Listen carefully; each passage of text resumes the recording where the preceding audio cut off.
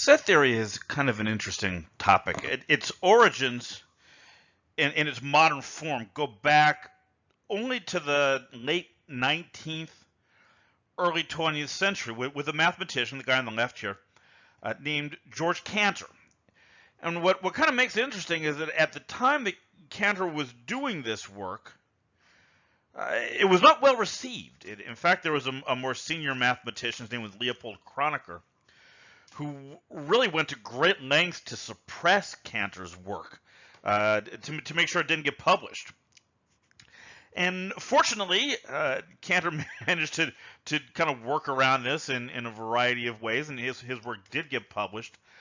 And that's a good thing, because today it really is an integral part of mathematics as we know it. In fact, not long after his death in the early 20th century, there was another very famous mathematician, David Hilbert, the guy here on the right, who famously said that what I've got here on the top of the page is that no one will drive us from the paradise which Cantor has created for us. Right?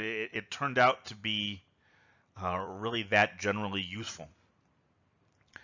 So what are we talking about? Well, it's a math class, right? So we're going to start with a definition. And so what is a set? What are we talking about? Well, a set is a well-defined collection of objects, and those individual objects are called the elements of a set. Now, for our purposes, it's math class, so most of the time the sets we're going to be talking about are going to be sets of numbers. But they don't have to be. A set can be made up of any kind of objects as long as, and this is really kind of the key part here, as long as it is what we call well-defined. And when we say well-defined, what we mean is there's no ambiguity. If you pulled an element out of this set and you gave it to two people and said, is this a part of this category, they will both always give the same response. Right, so let's look at some examples here. Two of these are well-defined sets. One of them is not. Okay, so first we've got this set of all dogs. That is well-defined. There is a definition of a dog, right? It's a biology thing, a veterinary thing, but maybe everyone isn't familiar with all the details of it. But there is an official definition. There is an official way to determine if a given animal is a dog or not. So this one is a well-defined set. Okay, positive even numbers. That's also well-defined. There's no ambiguity about what a positive even number is. If I give you a number like 7, and I give somebody on the other side of the world, a mathematician on the other side of the world, that same number, you're both going to come up with the same answer. No, it is not a positive even number. So this one is also a set. Now, it's this next one here that we run into trouble. Large cars. That word large is ambiguous. What constitutes large to me may not constitute large to, for example, my 75-year-old mother who doesn't like to drive. She's a very kind of timid driver. A car that she considered large, right, would maybe not be in that category for me. So large cars is not a well-defined set. All right, so let's talk about this idea of an element, right? A set is the group. The elements are the things that make up the group. So looking at this first example here. The set of all integers between 1 and 7. Well, let me rewrite this. I'm actually just going to write this out. This is the same as the set 1, 2, 3, 4, 5, 6, 7. You notice the notation that I'm using here. You notice those, we call them curly brackets or braces that I'm putting around the outside. That really is important. And mathematicians, this is an area where we really get picky about this. You need to use that specific symbol. Sometimes I'll see students, they try to get a little creative. I don't know, they get tired of doing the same thing over and over again. And they'll try to use something else. For example, maybe they'll try to use parentheses, and that's not a set. And here's where you get in trouble with this. What I wrote right there, you've probably seen it before, that means something. When we use parentheses, we're talking about an ordered pair, right? We're talking about the point whose coordinates are x equals 1, y equals 2. right? So it's important that you not try to get creative and use anything other than those braces, because you might, as a matter of fact, it's highly likely that you will end up saying something other than what you really meant. Okay, so back to my set here, right? We've got this set, the numbers from 1 to 7. What are the elements of this set? Well, there are 7 of them. The elements of this set are the numbers, the individual numbers, 1, 2, 3, 4, 5, 6, and 7. And you see we've got a new symbol here. Right? This thing looks like kind of a rounded capital E, right? That means is an element of. So what I could say here, for example, is I could say 1 is an element of my set A. Or I could also say 4 is an element of my set A. Well, how about 8? Okay, well, 8 is not. Right? 8 is not an element of the set A, and to indicate that, we do it the same way we usually indicate not, right? You think equals versus not equals, same thing. I'm just going to put a line through it. Right? So that would be 8 is not an element of A. Okay, positive, even numbers, that's very similar, right? Now that's an infinite set. I can't write these numbers out because there's infinitely many of them, but what I can do if I want to kind of do it in what's called this roster form, where I'm writing out all the numbers individually, I could write it like this. I could write 0, 2, 4, 6. And once I've got enough numbers here that I've established the pattern, then I can just put these 3 dots, right? These ellipses, which is kind of masking for, and the pattern continues. Right, so here, for example, continuing my element of, I could say 4 is an element of B, or 5 is not an element of B.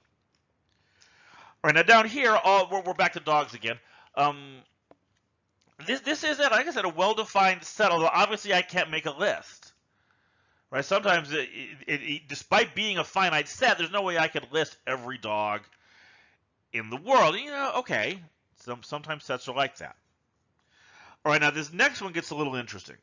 All right, what are the elements of the set D? Okay, this is a set whose elements are sets. Right, so this set actually has 3 elements. This is the first one, this is the second one, and this is the third one. Right, so what I could say, for example, we can think about my element of notation. I could say the set 2, 3 is an element of the set D. So when you're thinking about this, look to the commas, right? The commas are here and here. Everything on the list being separated by those commas are the elements, regardless of how big and messed up they might be. All right, so this last one down here, this is a special one. This is called the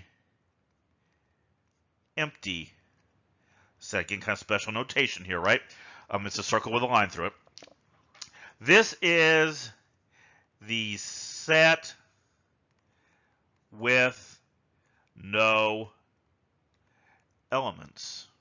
Right? It is a set that is quite literally empty. Right? We're going to need that, and you'll see. Just kind of put that one in the back of your mind here. We're going to circle back to that one, and use it in some special situations a little later on. All right, so we have another notation here, right? It's this thing that's called the set builder notation, right? And it's just another way of writing a set, right? It's just another way of writing a set. And you'll see the way we do this, right, is I started off by saying, here's how I would read this. I would say this is the set of all numbers X such that, that's kind of what this bar means here. This bar, you can think of that as the such that part, such that the numbers are on the list 0, 2, 4, and so on. This is particularly useful when we have, for example, a formula that I'm going to use to represent the numbers on the list, or when I can do with an inequality, for example. I could say, let's look at this one. I could say C is the set of all numbers such that X is between 0 and 3. Right? That's how I would write it, again, using this set builder notation.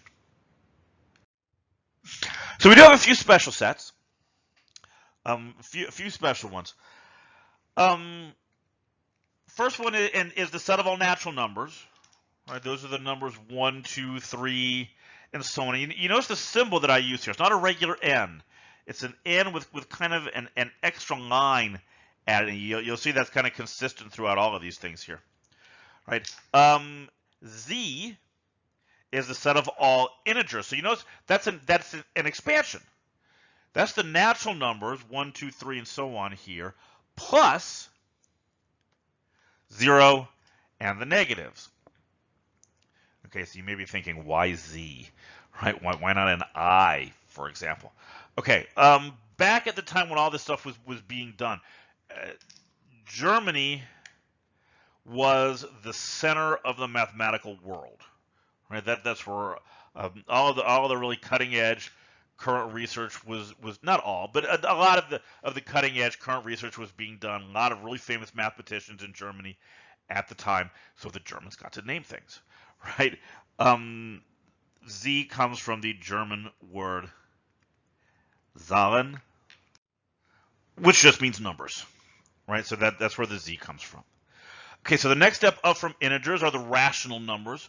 Rational, remember, a rational number is just another way of saying a fraction, right? And we use a Q here. Again, where do these things come from? I don't know why. For some reason, the Italians got their moment in the sun with this one. The Q comes from the Italian word quoziente, which means a quotient, right? Which is another way of saying a fraction, which is what the rational numbers are. So let's see. Finally, or not finally, but the next step up from fractions are real numbers. Right? Real numbers are the rational numbers, right? So it's Q plus everything that can't be written as a fraction. Things like pi, things like the square root of 2, right? Those non-terminating, non-repeating decimals, right? Those kind of fill out the real numbers. Next step up, this is the kind of the highest level for our purposes, are the complex numbers. In your previous high school, maybe algebra class, you talked about that number I that's equal to the square root of -1. Okay, that's what we mean by a complex number. Now, for our purposes, we're really not going to be worried about complex numbers so much in this class. We're going to focus on this bunch here. Right, and again, just kind of fill things out with the special sets. I've got the empty set here we talked about on the last slide. And the universal set, we're going to talk about this more in the next lecture. The universal set is the set that has all of the elements we're possibly concerned with in it. Right? So, for example, if I'm talking about the employees who work for a certain company, right, and I want to talk about things like the number of employees in the engineering department versus the accounting department and so on, my universal set would be the set of all employees who work for company X. Because I don't want to talk about anything else. I'm not interested in people who work for company Y. I'm not interested in previous employees of company X. I just want the current one. So that kind of gives me a way to limit the scope of the sets that I'm talking about.